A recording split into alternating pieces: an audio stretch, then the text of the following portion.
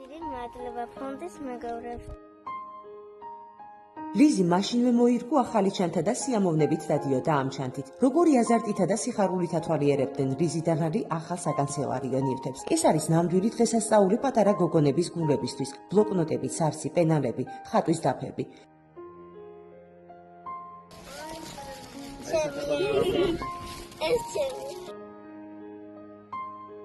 ახე პანდა.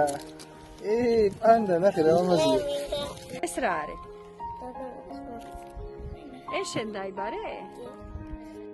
რიზის უკვე ყველაფერი აქვს მომავალი წლისთვის. მადლობას ვუხდით ფონდის მეგობრებს. გოგონას აღარ მოუწევს მუხლებზე გაკვეთილების შესრულება. მას უკვე მაგიდა აქვს.